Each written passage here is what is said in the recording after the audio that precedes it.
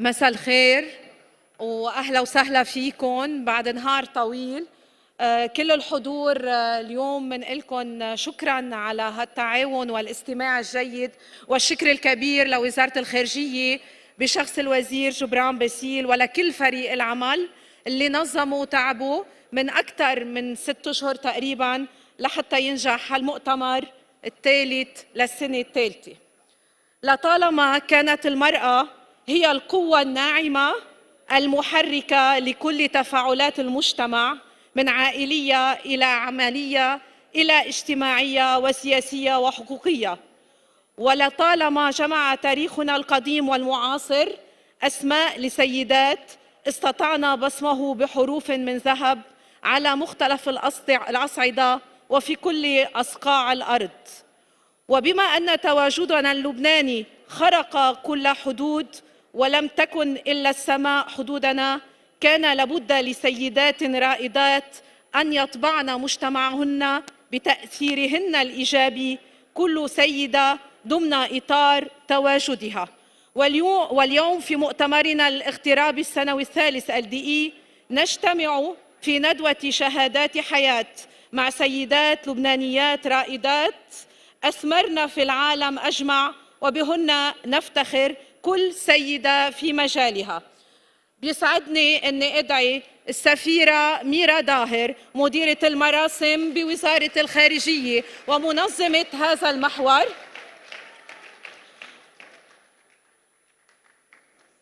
السيدة إيفا نصيف نائب بالبرلمان الكندي، السيدة سيمون مطر مصممة مأكولات عالمية في البرازيل، الدكتورة منى نمر نائب رئيس جامعة أوتاوا في مجال الأبحاث كندا، السيدة رويدة حبيقة متين مؤسسة ومديرة SBS تركيا.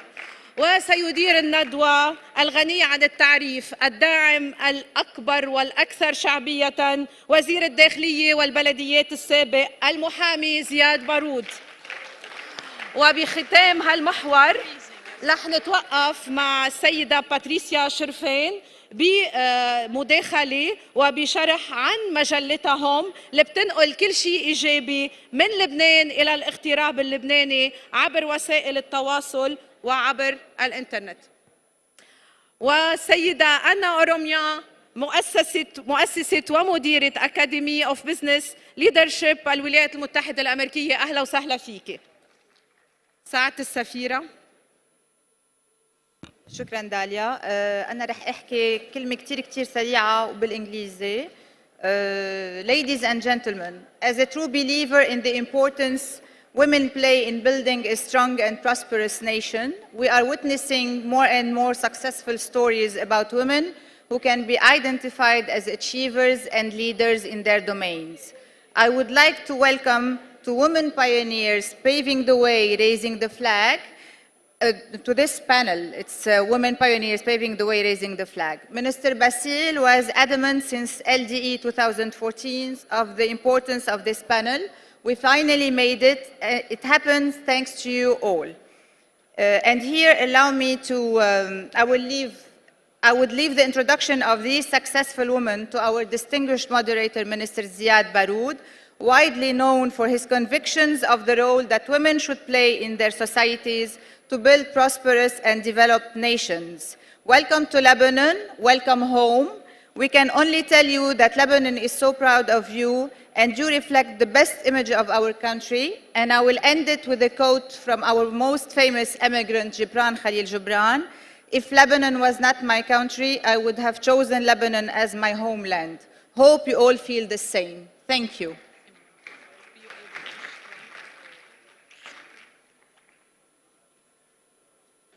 Masal Khair, good evening. I am very pleased to share this panel with distinguished guests, not because they are women, but because they are achievers. Not because it's nice to be surrounded by beautiful women, but it's because I'm surrounded by successful persons who made their way, each in her own field of expertise. So the aim of this panel is to bring together Lebanese or of Lebanese descent women who have gained recognition for their outstanding achievements and contributions. I'll start immediately with Eva Nassif. Good evening, Eva. Good evening. Eva was born in Lebanon. Yes. She studied nursing and worked in the American University Hospital in Beirut before leaving to Canada, as did many Lebanese, where she obtained a BA and then an MA in translation studies, from nursing to translation, from Concordia University. She's an activist for women's rights, social and youth affairs. She is involved in many organizations and has been working since 2009 in an NGO dedicated to the education of Canadian youth. The year 2011 marked her debut in Canadian federal politics, and in October 2015, she was elected for the Liberal Party of Canada as a member of the Canadian Parliament. We would like very much to hear more about your experience and to feel, or to see how does it feel when you're born in Lebanon and you become member of the Parliament of Canada. Thank you, Your Excellency. I don't know if you hear me. Yes. Yeah, I have a speech, a small speech, talking about all the overview. And I would like to thank you for this intervention. And I would like to take the mic over there. Dear dignitaries, dear participants, good afternoon. I would like to start by thanking His Excellency Minister Gibran Bassi for organizing the Lebanese Diaspora Energy Conference for the third consecutive year. I'm truly honored to have been considered as one of the guest speakers of the Lebanese Diaspora Energy 2016 conference.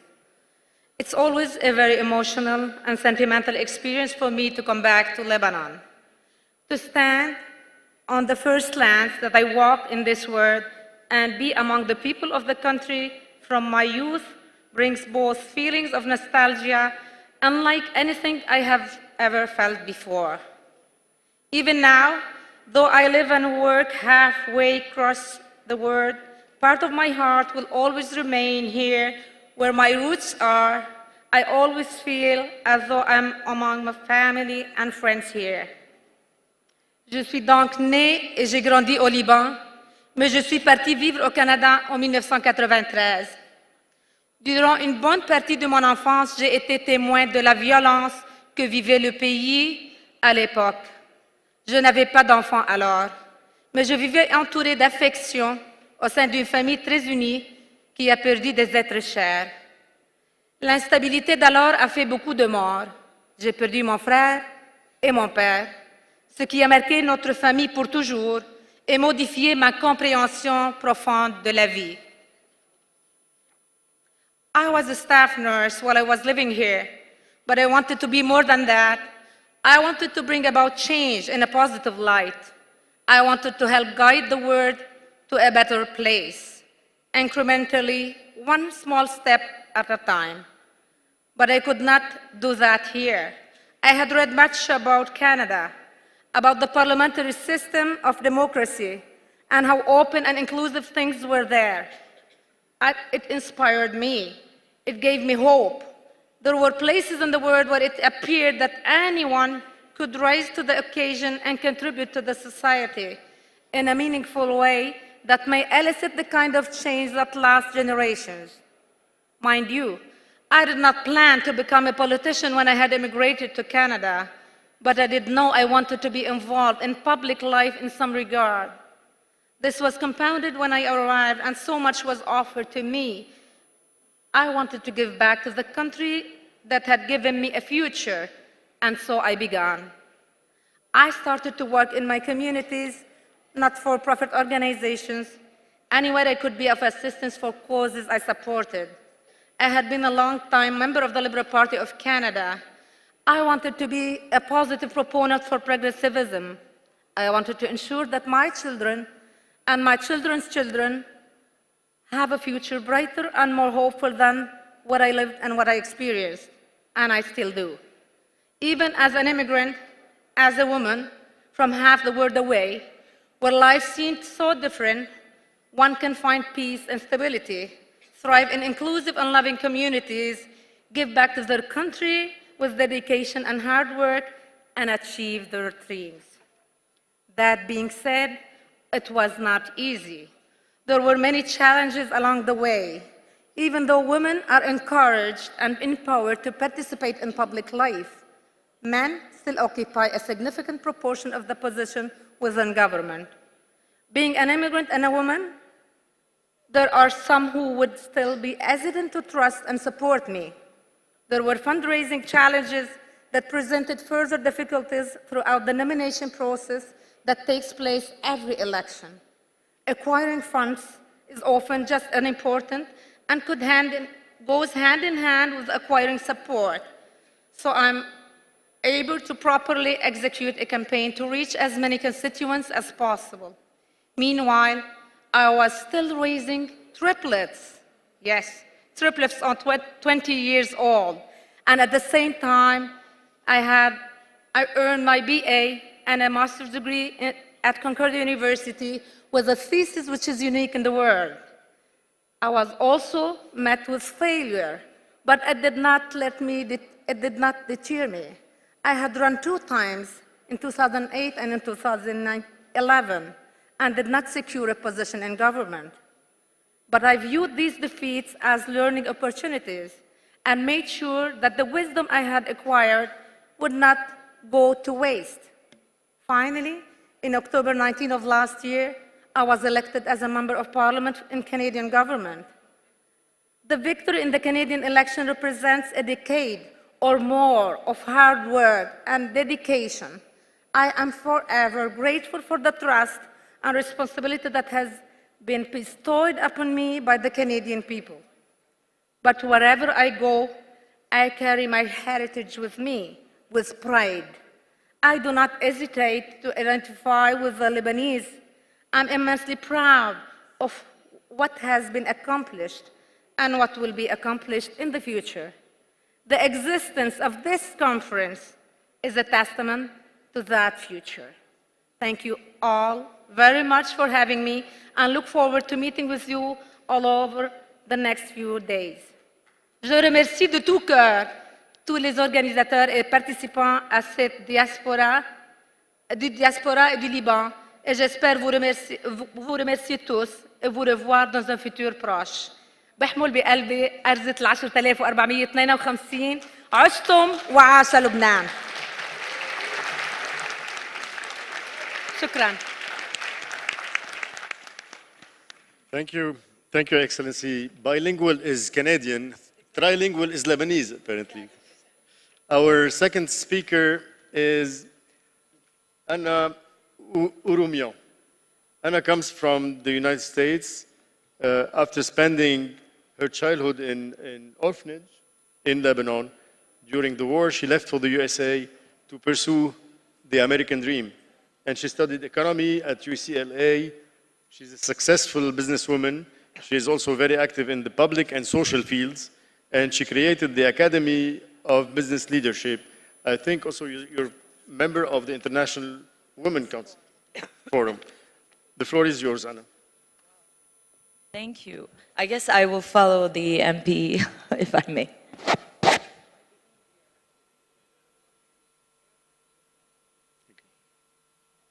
Good evening, everyone. If I may say, thank you so much for sticking around. If I could give you all a big round of applause, thank you. Okay, I'd like to take this opportunity and thank His Excellency, the Minister of Foreign Affairs and Immigrants, Gibran Bassi, for organizing this amazing conference. I've always wondered how come we don't have something like this, and finally he made it happen so we can leverage the energy and the talent of all of us here and all the Lebanese in this amazing country. Can we give him a big round of applause? Thank you. I also would like to thank Her Honor, the Ambassador Mira Daher Violidis. Thank you so much for organizing this conference and having us here. John Ibrahim, our Consul General of Lebanon in Los Angeles, thank you so much for nominating me. Appreciate it. And Ghassan Sadr, who started it all by inviting me to meet the minister 2 years ago. So this is how I got introduced to this group initially. And finally, my sister and my nephew, Elen and Jason, thank you for coming. Your Honor, Ziad, Minister Ziad Baroud, thank you so much. And my fellow panelists. Sorry, it's a habit. I can't not thank people. So anyways, what I wanted to say, we don't have enough time, but I'll try to be as brief as possible. All of us here, I think what really distinguishes the Lebanese from other cultures, in my opinion, is the resilience of our people. There's a beautiful quote that summarizes the spirit that exists in this room, and it is by Nietzsche that I used in my intro essay for UCLA, and he said, "Du plus profond des abîmes, je continuerai à bénir la vie." No matter what has happened to Lebanon and to the Lebanese, Lebanon rises always from the ashes. Now, thank you. And not only rises, but shines all over the world, and it makes me extraordinarily proud. I was born here, and from when I was a baby, I was put in an orphanage, and by the time I finished high school, I had skipped 5, 6 grades. I say I was born with binoculars, and I saw the world in a way that I shouldn't have. I was born, my mother's Lebanese, my father's Armenian, so different stages of my life, I spoke different languages, from French to Arabic to Armenian. By the time I finished high school, I had been through 11 different orphanages and schools. As a young teenager, I decided to emigrate to America, the land of opportunity. I got myself my own visa by myself with $160 and convinced a priest, who's now Monsignor Raphael Minassian, to pay for the ticket. And I went to America with no guarantees. Now, my life here was not very challenging, and I know all of us went through the war. And on top of it, to be in a place of emotional pain, of not having any family around. My mom was sick, mentally ill, in and out of mental institutions, and my father was an alcoholic. Now, I say this freely, not to seek your pity. I'm very proud of my background, but just to underscore this spirit, and my spirit is within all of us here in this room and the future generations. Now, I went to America. I was able to get myself through UCLA. I studied economics, and I was the only student highlighted at graduation with the highest honor out of 10,500 students. Thank you. I did AmeriCorps, thank you. I did AmeriCorps, heeded President Clinton's call, helping clean up Hollywood. Now, can you imagine a kid like me, as a teenager, interning for President Reagan in his office? He wasn't president anymore. And then to do AmeriCorps and clean up Hollywood, pinch me, it was a dream. And then writing speeches for the Attorney General as a governor's executive fellow. I've had amazing experiences, and only in America, things like that could happen. Now, I studied economics, and I wanted to be on Wall Street and make billions, become a Rockefeller and a Ford, someone like that. Now, it's not too late yet, hopefully one day. But instead, I decided to dedicate my life to make a difference in the lives of young people. For the past 18 years, I'm proud to say that I've worked with 120,000 young people, primarily underserved, minorities, low income, Latino, African American, Asian American, to help transform their lives, to see themselves as the future leaders, not only by teaching them entrepreneurship, financial literacy, but most importantly, to teach them how to see the world differently, how to change, shift their beliefs and their mindset. Now, I really can't take the credit for everything I've done by myself. I am where I am because I stood on the shoulders of giants, as Newton once said. I'm here today to plead to all of you to think about the future generation. And I dedicate this tremendous honor. For me, this is a triumph. You can imagine, I was the lowest of the lowest, let's be real, in this country, economically speaking, socioeconomically speaking. And here I am, in this room. Thank you so much for having someone like me. I don't want to be the only one, and this is why I've dedicated my life to service, and I implore all of us in this room today to think about the future generation. because Lebanon's future depends on them and the opportunities that can be provided to them. In the Middle East, North Africa, there's 381 million people. 50% of those imagined are under the age of 25. Unemployment is the highest in the entire world at 28.6%. In Lebanon, some would say is about 30%. Young people, not everyone, I was fortunate to be able to get a visa. Not everyone can leave, and we don't want them to leave, do we? No, this is the best country in the world. Let me tell you, America is different today, and I still love it. It's my home. But we can change the opportunities that are present to them by coming together. I am now selling the world's most expensive bicycle to launch a nonprofit and a for-profit to help bring to life the youth's ventures. And I'm proud to collaborate with the Invest to Stay panel that didn't get a chance to speak here today, Philippe and the rest of the panel, and to bring these opportunities to young people and help them start their tech ventures. So anyone who's interested in working with me and working with us, the Invest to Stay panel, please speak with me afterwards. Thank you so much. I took a lot of time. Thank you for this opportunity. Thank you. Your words are inspiring and enriching, but at the same time, I have to ask you to stick to the 3 minutes time. So I'm really sorry for that. Our third speaker is Dr. Mona Nimr. Dr. Nimr was appointed vice president of Ottawa's university, and she has a PhD in bioorganic chemistry from McGill University. And prior to her arrival to the University of Ottawa, she was professor of pharmacology at the University of Montreal. Dr. Nimr's research interests focus on the molecular mechanisms of heart development and function. Your heart is still in Beirut, I guess, in Lebanon, although you are part of a bigger world. The floor is yours. My heart always beats for Lebanon. Thank you. أولاً بتشكرك على المناسبة وبحب إنه هني Can you hear me now? عظيم. Okay, for the interest of time, I'm going to speak English then. First of all, I'd like to congratulate the ministry and all the organizers for putting together such an event. It's really uplifting and inspiring, and it's truly humbling to be part of it. I'm especially happy to be here representing, in a way, women in science, engineering. Science and engineering are still a males-dominated world. As the L'Oréal ad says, le monde a besoin des femmes et les femmes ont besoin de la science.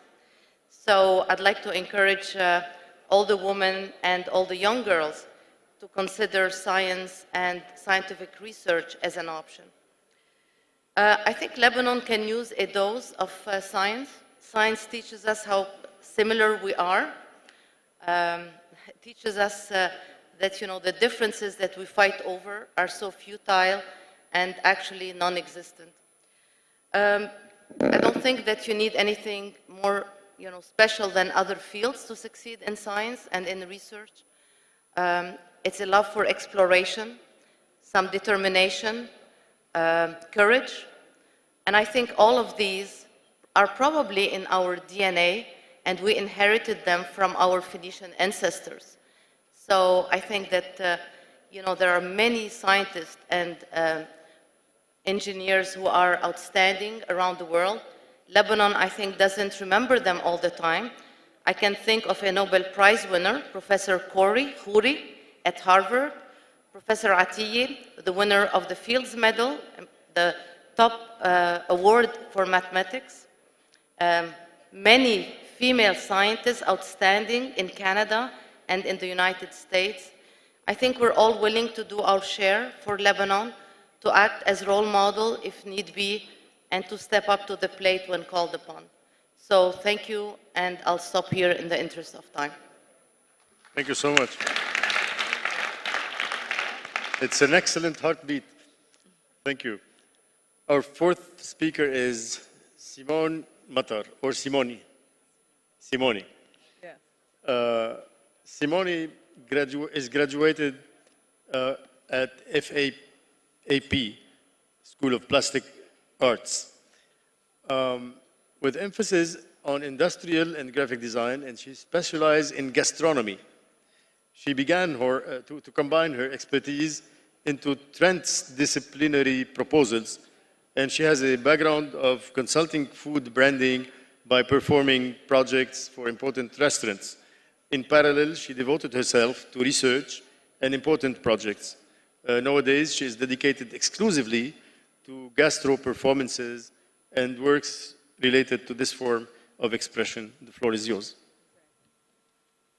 I don't know if there is something that they will... Yes.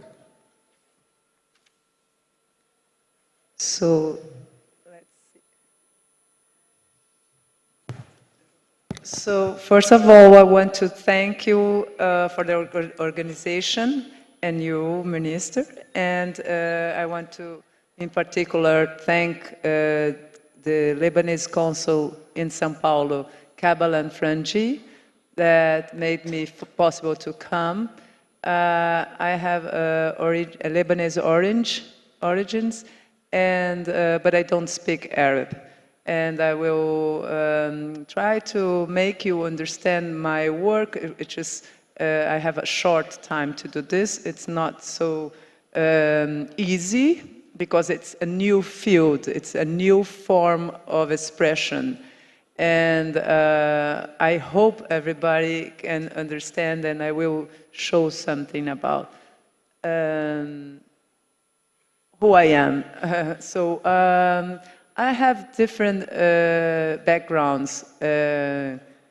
My backgrounds are design, architecture, gastronomy, and art.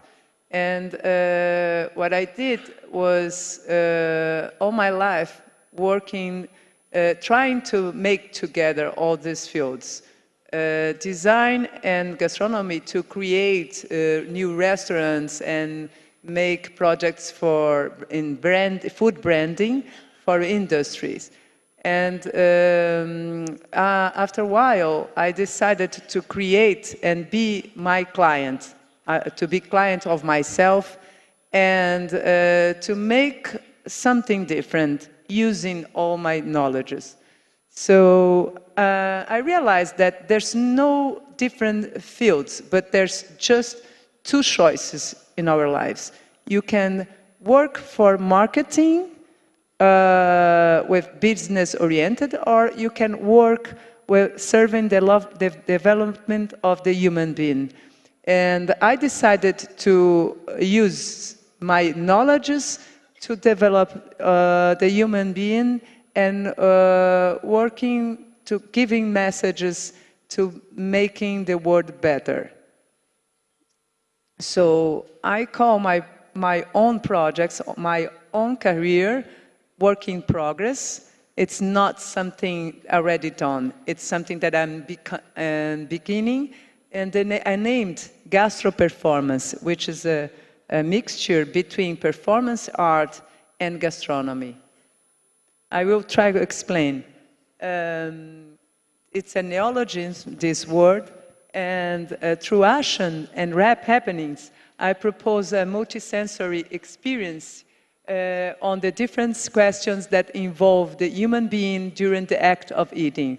So it's normally to feel that the materiality of food is more or less the same of the art, but nobody uses food for expression.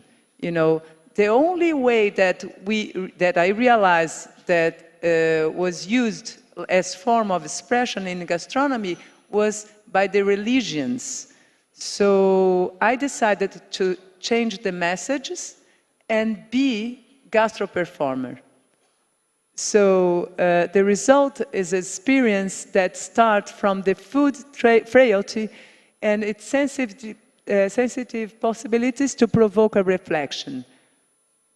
I will give some examples with a project that I will show later. So there is that never, the gastronomy has a relation with art. So I decided to make a relation between gastronomy and the expressionism, the movement, because I realized that food was always related with peace, harmony, and religions issues. And I wanted to make food as a form of expression and give food for people as a form of make my inside, my ideas of myself. So the idea was to make this painting become food, for example. So I call my food like expressionism of food. So I have some other artists that make the same with their fields, like Tadeusz Kantor in theater and Pina Bausch in dance and in movies. And what I realized, I think it's better to me to go there. You don't have much time, I'm afraid. Yeah, I know. So I will try to explain that it's a rupture. What I'm doing is a new form of expression that I make food with art, with critical thinking. So I will show you. So that's the resume of what I think. In my gastronomy, it's offered a non-functional food for a material body. It's not a food for function. It's food for thinking. So this is one of my projects, and maybe it's better to you to see the video. Can you just show the video? Do we have time?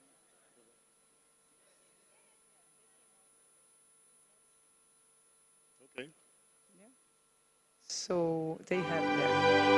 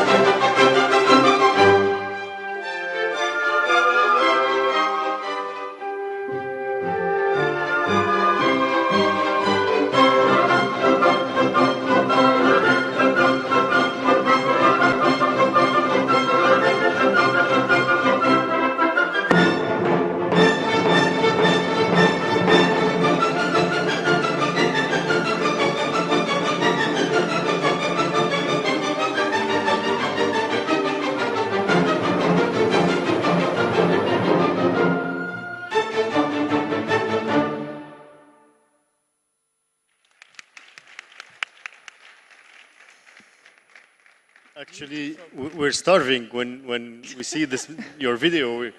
We feel that we're starving. It's beautiful. Last but not least, رويدة حبيقة متين. Mateen means strong. Ruwaida is Lebanese. She is also Turkish. And she has completed a political and administrative science degree with the focus on the sociology of organizations. Her 27-year professional career, she was 3 years old when she started, in Los Angeles, and continued in Istanbul, where she worked with many international household names, such as Louis Vuitton, Prada, Armani, Gucci, Hublot, you name it, as country manager, COO, and CEO. Finally, Ruwaida founded Shara SBS and Consulting to be able to share the vast accumulation of experience, know-how, and network with its clients.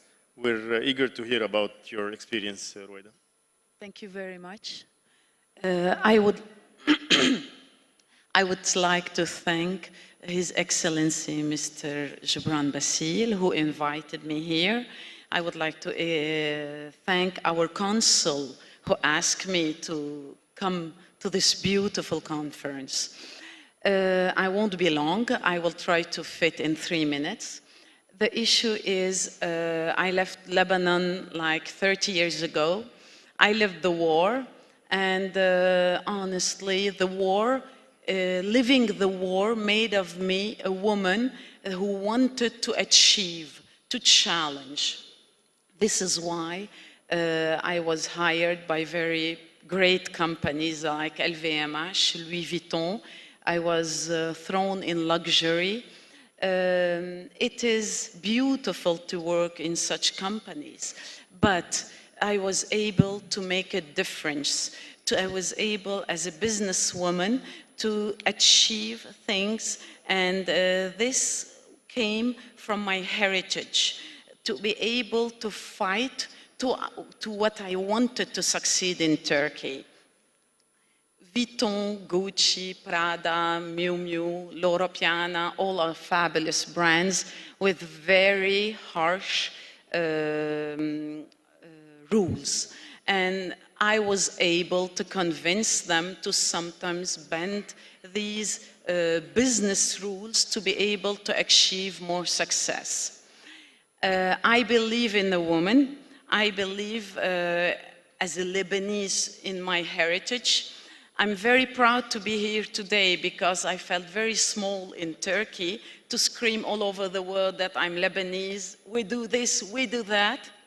But today, I think that with this kind of organization, we can hand in hand achieve more. I believe in diversity. I have 52 minutes left, 52 seconds left. I believe in diversity. When I say I believe in women, of course, but I believe in a world where men and women work hand in hand because we complete each other, because each one of us, we have a potential, we have a power, and we need to work together. Turkey is a great country, is a big country. It seems to be like a country similar to Lebanon.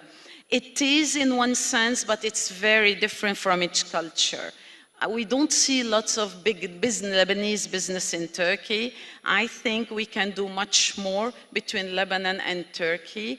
I would love to have more Turkish coming to Lebanon for tourism, for wine, discovering the culture. And I think we can do much more by having Lebanese or any Lebanese from all over the world coming to Turkey to be able to really show what we can do as a group. And thank you very much. Thank you, Ruwaida. I think we're all very proud to have Lebanese women like you who succeeded in medicine, in the business community, in gastronomy, and in politics. Successful stories with women who are really proud to be Lebanese or of Lebanese descent, and we're proud of you as well. I would like to thank the organizers. This is a great opportunity for us all to share success stories like yours. And I leave the floor to Dalia. نحن كمان بنتشكر حضورك، بنتشكر مواكبتك الدايمة لكل شيء له علاقة بتشجيع المرأة على المشاركة بالحياة الاجتماعية السياسية وبكل المجالات اللي حضرتك موجود فيها وبالاستشارات القانونية اللي على طول بترشدنا عليها. شكرا معاليك وشكرا لوقتك. معالي رح يغادر وبنتمنى من السيدة باتريسيا شرفين انها تتوجه لحتى تشارك الصبايا وتشارك الحضور بتعريفها عن مجلة هوم اللي هي بتاخد كل الاشياء الايجابيه. تفضلي تفضلي. بتاخد كل الاشياء الايجابيه من لبنان بمختلف الاصعده لحتى تنقلها لكل العالم. لإلك الكلام. سؤال بس قبل ما أبلش أخبركم عن هوم.